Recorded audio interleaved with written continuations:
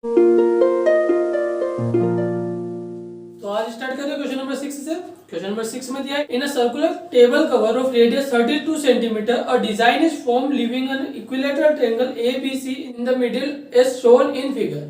तो यहाँ पे एक सर्कुलर टेबल कवर का डायग्राम बना हुआ है जिसके अंदर डिजाइन जो बीच में ट्रायंगल छोड़ रही है और ये ट्रायंगल इक्विलेटरल ट्रायंगल है। Find the area of design, तो हमें डिजाइन का एरिया निकालना है और यहाँ पे रेडियस दिए कि ये सर्कुलर फिगर है वो 32 सेंटीमीटर रेडियस का है। तो शेडेड रीजन या डिजाइन का एरिया निकालने के लिए हमारे पास दो तरीके जो हम पहले सीख रहे थे उसके हिसाब से अगर हम यहाँ पे ज्वाइन करते बी और सी को तो ये एक सेक्टर फॉर्म करेगा। ऐसे यहाँ पे ए और सी को भी ज्वाइन कर दे तो ये दूसरा सेक्टर फॉर्म करेगा और यहाँ पे तीसरा सेक्टर फॉर्म करेगा और तीनों सेम एंगल के बनने वाले।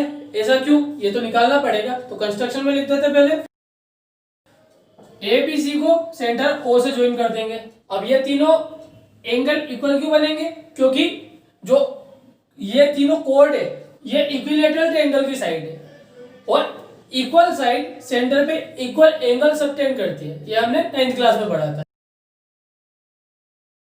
इस कारण से जो इन्होंने एंगल सबटेंड किए AOB, BOC और COA ये तीनों बराबर हो जाएंगे और ये तीनों सेंट्रल एंगल है इसलिए इन तीनों का सब। अब इन तीनों एंगल को अगर हम मान ले थीटा तो इस सब हो जाएंगे थीटा।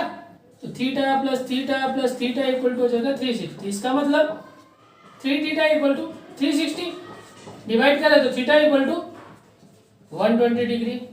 तो हमें पता पड़ेगा यहाँ पे सेंटर एंगल 120 डिग्री का। अब जैसा बोला हमने दो तरीके हैं हमारे पास इसको सोल्व करने के। पहला तरीका जो हम शुरू से करते हुए आ रहे, सबसे पहले तो ये सेक्टर निकाल लेते एरिया, उसके बाद ये ट्रायंगल का एरिया माइनस कर देते। इससे फायदा होगा कि केवल ये सेगमेंट बच जाएगा और ये सेगमेंट का 3 से मल्टीप्लाई कर देंगे तो तीनों का एरिया मतलब डिजाइन का एरिया निकल जाएगा। ये पहला तरीका है।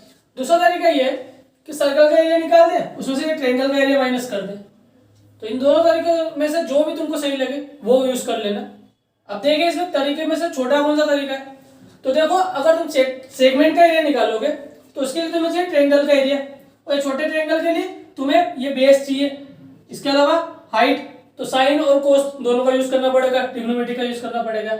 और अगर तुम दूसरा तरीका यूज करोगे तो उसके लिए ट्रायंगल का जो बड़े वाले ट्रायंगल का एरिया चाहिए और इसके लिए √3/4 साइड स्क्वायर इससे निकाल सकते हैं। तो साइड चाहिए और साइड के लिए केवल तुम साइन यूज करोगे तो भी निकल जाएगा। तो यहाँ पे थोड़ा सा पार्ट छोटा हो जाएगा, ज्यादा भी अंतर नहीं आ रहा, इसलिए जो तरीका यूज करना चाहो कर लेना। ये थोड़ा सा छोटा हो जाएगा जिसके अंदर हमें इक्विलेटरल ट्रायंगल का एरिया निकालना है।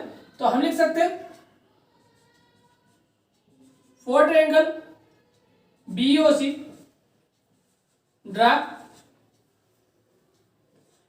OD perpendicular on BC। अगर OD BC पे परपेंडिकुलर है और ध्यान रखो यहाँ पे OC और BO दोनों बराबर है तो इसलिए हम यहाँ पे लिख सकते हैं फॉर आइसोसेलेस ट्रायंगल, क्योंकि ये दोनों साइड बराबर है इसलिए। और आइसोसेलेस ट्रायंगल में जब भी परपेंडिकुलर डालते हैं तो हम कह सकते हैं कि सामने वाली साइड मतलब या D पे बटा है वहां पे BD और DC दोनों बराबर हो जाएंगे एंड जो एंगल है BOD और एंगल COD दोनों बराबर हो जाएंगे और आधे आधे हो जाएंगे बाइसेक्टर होने के कारण से, मतलब ये 60-60 हो जाएंगे। तो इन राइट ट्रायंगल BDO मतलब इस वाले ट्रायंगल में देखें और ये राइट ट्रायंगल है क्योंकि ये परपेंडिकुलर डाला था, मतलब ट्रिग्नोमेट्री का यूज कर सकते हैं। और हमें चाहिए एक ये साइड, इसका मतलब हम BD का यूज करें। तो BD इस एंगल के सामने वाली साइड है, मतलब साइन का यूज करें रेशियो में। तो साइन और एंगल हुआ था 60 डिग्री, मतलब साइन 60 इक्वल टू सामने वाली साइड मतलब BD divide by hypotenuse OB। Sine 60 की वैल्यू होती है √3/2 और BD को हम BC/2 भी लिख सकते हैं क्योंकि वो BC का आधा और रियलिटी में हमें BC ही निकालना है। तो बाद में निकालने से अच्छा BC को लिख देते हैं। यहाँ पे 2BD इक्वल टू BC था, BD का डबल करोगे तो BC आएगा। तो इसलिए मैंने बी डी की वैल्यू 2 को इधर भेज के बी सी बाई 2 यहाँ पे रख दी है। और ओ बी इधर मल्टीप्लाई में चल जाएगा, ओ बी थी रेडियस, वो है 32। इसे सोल्व कर लेते।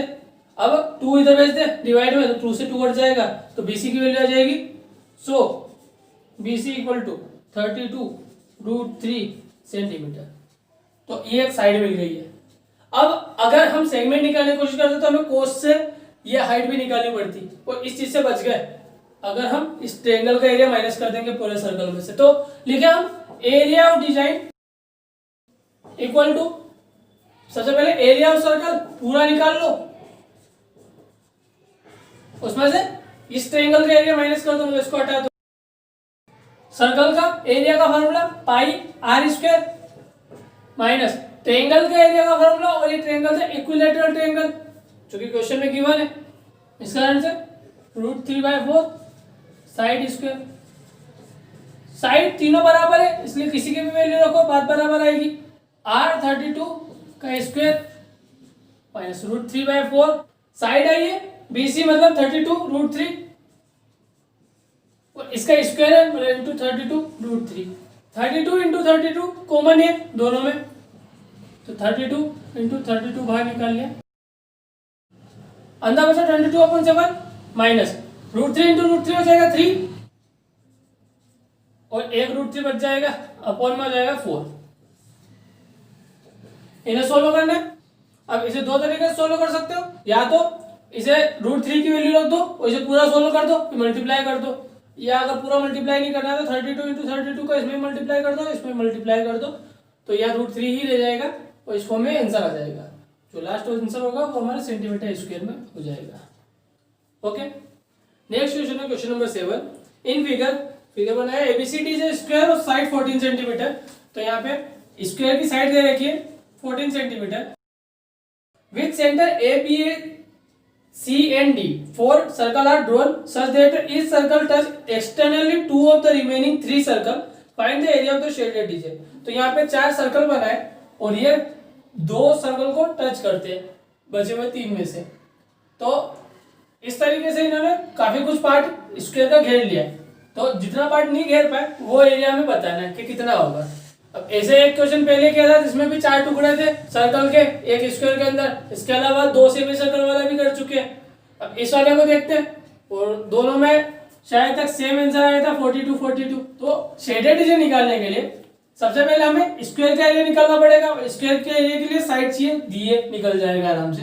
अब क्वाड्रेंट का एरिया निकालना पड़ेगा, ये क्वाड्रेंट का, और इंटू 4 कर देंगे तो 4 क्वाड्रेंट का एरिया निकल जाएगा, और उसे माइनस कर देंगे स्क्वायर में से। तो अब क्वाड्रेंट का एरिया निकालने के लिए रेडियस की जरूरत है और एक एंगल की जरूरत है। एंगल निकालना तो सरल है, क्यों? क्योंकि ये स्क्वायर है, और स्क्वायर की सारे एंगल 90 डिग्री के होते हैं। इस angle of square is right angle, so angle A equal to 90 degree equal to B angle equal to C equal to D।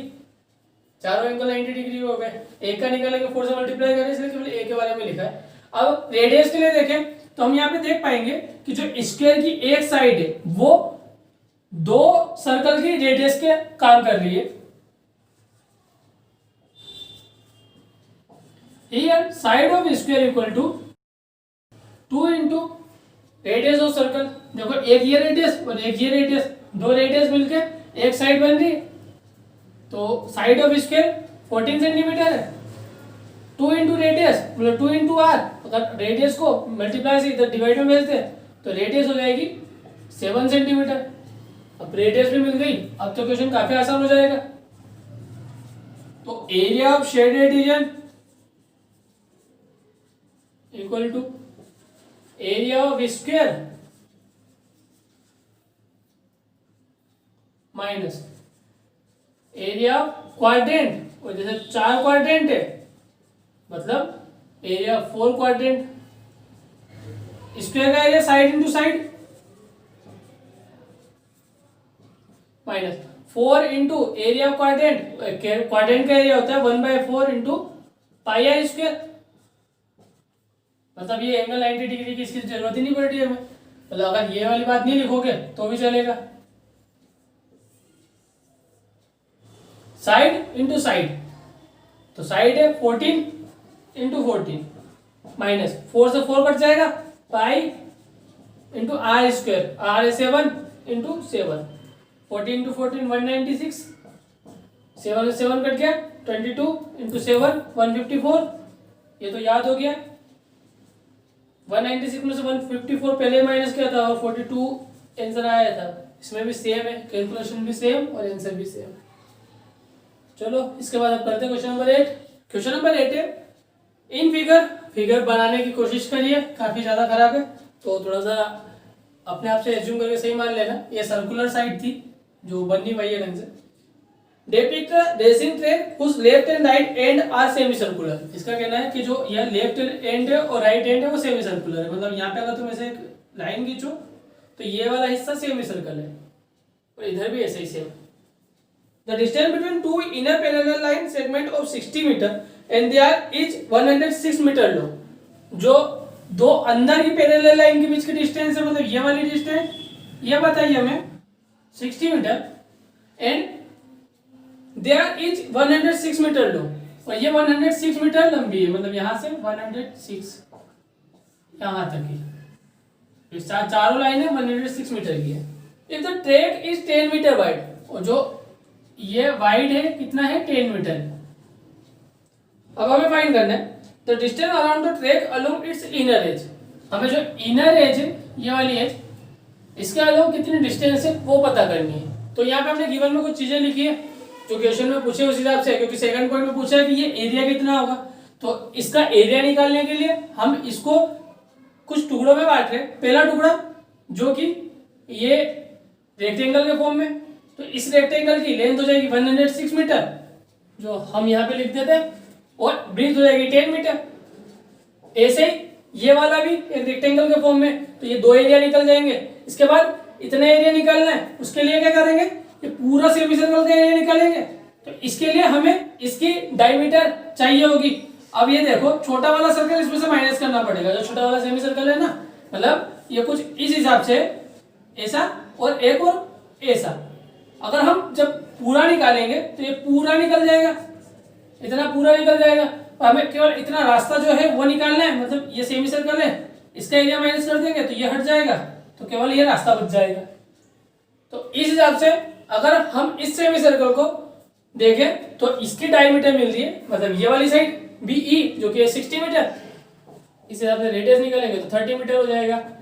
अब ये बड़ा वाला निकालना था जिसमें से माइनस करेंगे, तो ये पूरी साइड, तो देखो ये तो थी 60 डायमीटर के फॉर्म में, इतना और जुड़ रहा है और नीचे से भी इतना ही जुड़ रहा है, तो ये 10 है और ये भी 10 है, तो टोटल हो जाएगा 60 + 10 + 10,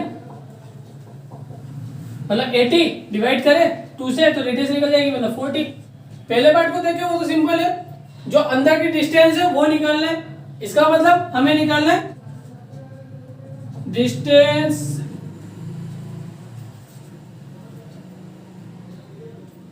around the track along the inner as, तो वो हो जाएगा, देखो क्या क्या होगा, एक तो BC प्लस ऐसे ही HE प्लस CRH, और ये सेमी सर्कल की एक आर्क है इसलिए आर्क का साइन, और यहाँ पे BPE। ठीक है, अब देखो ये दोनों बराबर है और इसे ये दोनों भी बराबर है, इस कारण से हम इसे 2 का मल्टीप्लाई के साथ भी लिख सकते हैं। 2 × BC जो है 106 प्लस CRH एक सेमी सर्कल बना रहा है, तो इसका सर्कमफेरेंस निकालना है, मतलब सेमी सर्कल का सर्कमफेरेंस जो कि होता है πr, इसका भी सेम πr, यही वाला इनर वाली यहाँ पे भी है और 2 बार है इसलिए 2 का मल्टीप्लाई। सोल्व करें, ऐसे सोल्व करेंगे तो 212 प्लस 2 × पाई 22.7 × r, और इसकी अंदर वाले के लिए रेडियस ली थी हमने 30,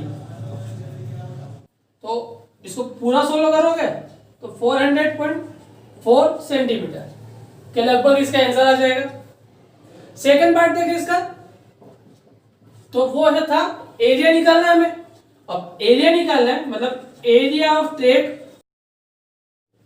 तो वो होगा area of ABCD plus area of EFGH वो इसके बराबर ही होगा क्योंकि ये भी 106 है और ये 10 मीटर है, इसलिए इसमें 2 का मल्टीप्लाई कर दूं प्लस एरिया ऑफ, जैसे पहले बताया था हमने, सेमी सर्कल बड़े वाले का कौन सा होता सेमी सर्कल, ए क्यू एफ, और इसमें से माइनस करना था अंदर वाला सेमी सर्कल, मतलब area of BPE, semi circle BPE.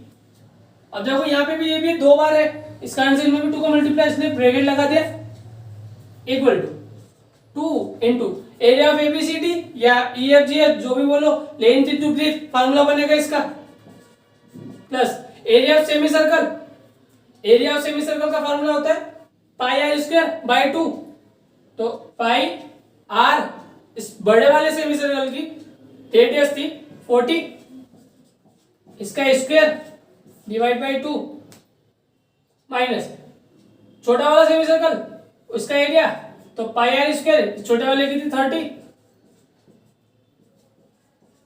Bye 2,